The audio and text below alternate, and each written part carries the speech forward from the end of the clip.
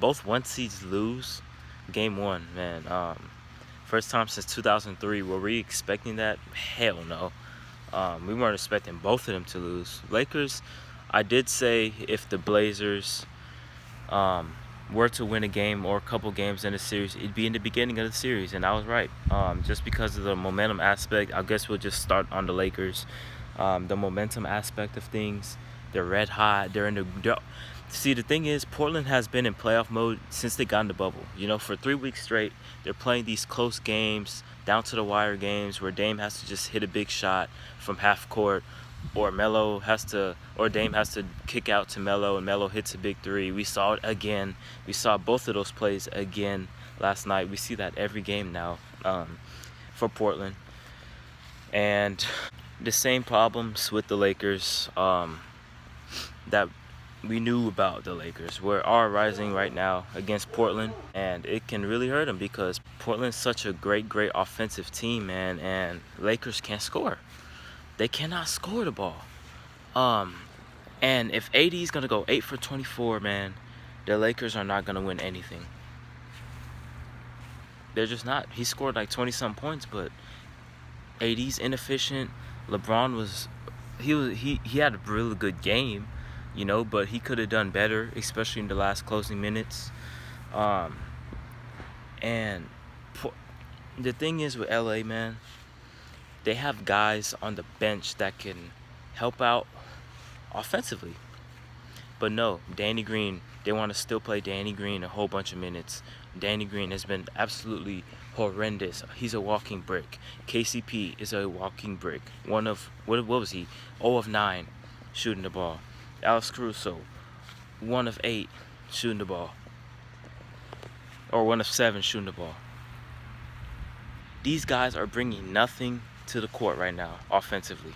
Nothing, It's just the LeBron AD show, like I've been saying. You see LeBron pick and roll, or it's a Davis post-up / face-up, And it's so predictable. LeBron kicks out to Danny Green in the corner. He's missing. Play J.R. Smith and or Dion Waiters. It's that simple, bro. And I think for this series, J.R. Smith would fit more because he's a defender. He's more of a defender than Dion. Obviously, J.R.'s not like better than Danny Green or KCP at defending, but maybe he is. I don't know. But J.R. can hit some threes, man. Just get him out there. Let him get some run, Don't put the ball in his hands too much. Just let him spot up. Give him Danny Green's role. I think J.R. Smith can play that role better than Danny Green at this point. Just give him a chance, It's come to the point where this is continuous, This continuous performances by these guys, man. And it got to be frustrating for Lakers fans, because you got 2 guys on the bench. You brought these guys on expecting them to help you out where you needed to be helped out, and Vogel's not putting them in. Dion Waiters can create for himself and for others. He can take the load off LeBron sometimes and do some pick and rolls with AD. It could work, it may not work, but those guys are capable. That's the thing, man. I want to see the Lakers play those guys. Does Portland have a chance to win the series? How Dame's playing right now, anything's possible. Short answer, I'll just still say no. I will still say no, because it will get to the point where LeBron is just too overwhelming for Portland, man. And you can say, oh, Dame's going to be overwhelming for the Lakers. Yeah, you can say that. But the Portland has less. Portland has less room for error. If Dame has one bad game, it's over. They lost. CJ can step up, Melo can step up. If they have one bad game, it's over. Dame can't afford to have a bad game, and I don't know if he's gonna have a bad game the rest of these playoffs, the rest of the season. But I'll stick with the Lakers. They'll probably win in 6 now. I'll say they'll win in 6. Portland will get another game, but the Lakers' offense is absolutely horrendous. Stop starting JaVale McGee, Frank Vogel. My thing is, why is JaVale McGee playing only 13 minutes, but he starts? It makes no sense. Why are you starting a guy that only plays 13 minutes a game? There's no point. There's no point in playing him at all, Who would I like to see in the lineup? Put Davis at the 5. Just bring in Kuzma, I guess. Just bring in Kuzma at the 4, and then push your rotation up. Give Caruso. I mean, and I guess Caruso and Pope are defenders, but give either JR or Dion a chance, bro. That's what I want to see from the Lakers. They're gonna have problems with Houston. They will have serious problems with Houston if they run into us. Good luck to them, bro, because they can't worry about the Clippers right now. They got to worry about Portland first, and they got to worry about us too. So they'll still win the series in 6, though. As for the Bucks, that one was totally unexpected. Even if the Magic were healthy, it would still be very, very shocking. No Jonathan Isaac, no Aaron Gordon. There's another guy missing for the Magic. I literally can't remember right now.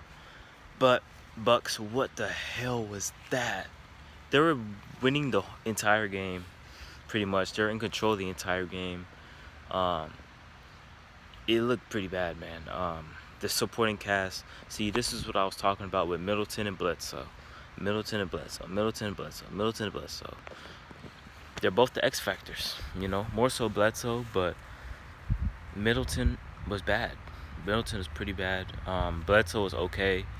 He did his thing, but Giannis can't do everything, man. He's gonna need guys to make shots. That's just how the Bucks offense works. I'm pretty sure Brook Lopez was bad. How did you give up almost 40 to Nikola Vucevic? He's a good player, but he almost scored 40 on y'all. Y'all defensive philosophy is no points in the paint. and you give up almost 40, and that's got to be frustrating for the Bucks. They haven't played well at all in the bubble. For me, though, it's offense, man. It's offensively. They're still struggling. I feel like they're losing their identity slowly but surely. Losing their identity. If they play like this, they're gonna lose to Miami in the second round. It's that simple. They'll beat Orlando in 5. Okay, they'll handle them. They'll blow them out the rest of this series, right? But they have problems as well. They can lose to the Miami Heat in the second round, and I wouldn't be surprised at all at this point, because this is continuous. Ever since they got in the bubble, they've been horrible. They've been what? They were 3-5 in the bubble games, right? And one of those games, it was against the Heat, where they had to make some 20-point comeback, So they should have lost that game too. They should be like 2-8 in the bubble, 2-6 in the bubble, And I don't see this team beating Toronto, bro. I just don't. Personally, I can't see them beating Toronto. It's always one thing. It's always either Bledsoe has a bad game or Middleton has a bad game. Like, can they both at least have decent games? I think the Bucks can win if they both have at least decent games, but it's like either one or the other or both, as you saw in the conference finals last year. It's going to have a bad game. And Bucks, like I said, just can't win like that, with that being their philosophy on offense, having Giannis there to do whatever he wants, and then he can kick out the shooters when they're open, knock down the shot, It's bad, man. Yeah, and the Heat are the number 1 3-point shooting team in the league, I think. I think percentage-wise they are. And if the Bucks go cold against them, it's over, because they have the blueprint for Giannis. They're gonna put Bam on him. They're gonna put Jimmy Butler on him. They're gonna put Jay Crowder on him. They're gonna put Andre Iguodala on him. Those are 4 guys I just mentioned that will be on Giannis. Maybe Derrick Jones Jr. to a lesser degree. And those guys will do a pretty good job, I think. Miami's a disciplined defensive team. They'll handle Indiana, and they'll definitely lose to the Raptors, in my opinion, at this point in time. Things can change, but until I see better from the Bucks, that's just what it's going to be, man. But other than that, man, playoffs, great start. Off to a great start. And I'll say this right now. If there's a team that's going to come back 3-0 in the playoff series, it will be this year. No home court disadvantage. You don't have to travel. So the momentum aspect is all created from within. The guys on your bench are gonna have to bring the energy. You know, the coaches, they're just gonna have to bring the energy. You got to bring your own energy at this point, you know. And the momentum can just shift like that, you know. You can't just be like, oh, we lost game 1 and 2, okay, but we're going to our home place now and we can win 2 in a row. It's not like that anymore. If you lose 2 in a row, that's dangerous because you're probably done. You don't get the advantage of a home crowd or travel or anything like that, right? So, and I feel like the upset will happen. I feel like an upset will happen as well, but that's gonna wrap this video up, man. After all game 2s are played, I'll probably come on here and do another one. But yeah, this is Jimmy from Just the Facts. I'm out. Peace.